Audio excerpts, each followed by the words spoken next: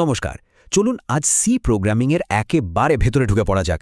মানে একটা C program ঠিক কিভাবে তৈরি হয়, তার গঠনটা কীরকম, সেটাই আজ আমরা দেখব।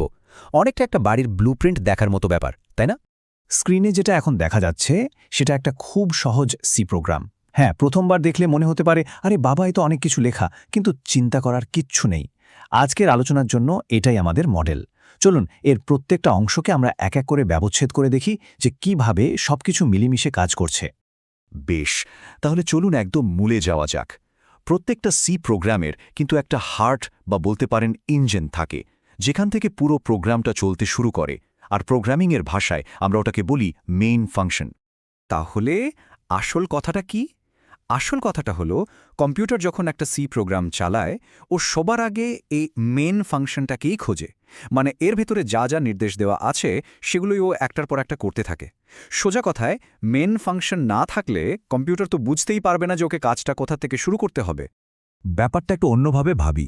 ধরুন একজন শেফ রান্না করতে যাচ্ছেন, তো রান্নার আগে তার কি লাগে? সব মশলাপাতি, সরঞ্জাম, তাই না?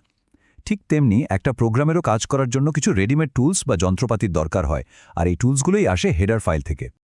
আচ্ছা, এখানে সবচেয়ে ইন্টারেস্টিং জিনিসটা হলো এই #include কমান্ডটা। এই লাইনটা দিয়ে প্রোগ্রামকে বলে দেওয়া হয় যে এই টুল বক্সটা নিয়ে এসো। আমাদের এই উদাহরণে যেমন লেখা আছে #include standard input output .h। এটার মানে হলো স্ট্যান্ডার্ড ইনপুট আউটপুট নামের টুলকিটটা প্রোগ্রামে যোগ করো। এখন এই ইনপুট আউটপুট মানে কি? সহজ করে বললে, কম্পিউটারে কোনো তথ্য দেওয়া আর কম্পিউটার থেকে কোনো ফলাফল স্ক্রিনে দেখা।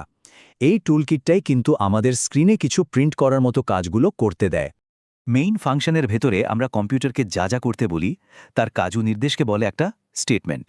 আর দেখুন, এই স্টেটমেন্ট লেখার একটা খুব জরুরি নিয়ম আছে। স্ক্রিনে বাঁদিকের কোডটা খেয়াল করুন, ওটা কিন্তু অসম্পূর্ণ।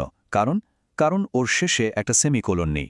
ইংরেজিতে আমরা যেমন একটা বাক্য শেষ হলে দাঁড়ি দিই, প্রোগ্রামিংয়ে ঠিক তেমনি প্রত্যেকটা নির্দেশ বা স্টেটমেন্টের শেষে একটা সেমিকোলন দিতেই হয়। এই চিহ্নটাই কম্পিউটারকে বুঝিয়ে দেয় যে হ্যাঁ, একটা নির্দেশ শেষ হলো।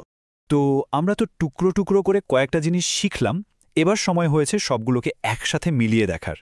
চলুন আবার আমাদের সেই প্রথম প্রোগ্রামটাতে ফিরে যাই আর দেখি কোন অংশটাকে কি বলে। দেখুন তো, এবার ছবিটা পুরো পরিষ্কার হয়ে গেল না? একেবারে ওপরে আছে আমাদের হেডার ফাইল, মানে আমাদের টুল বক্সটা। এরপর প্রোগ্রামটা শুরুই হচ্ছে মেইন ফাংশন দিয়ে, যেটা হলো প্রোগ্রামের গেটওয়ে বা প্রবেশপথ।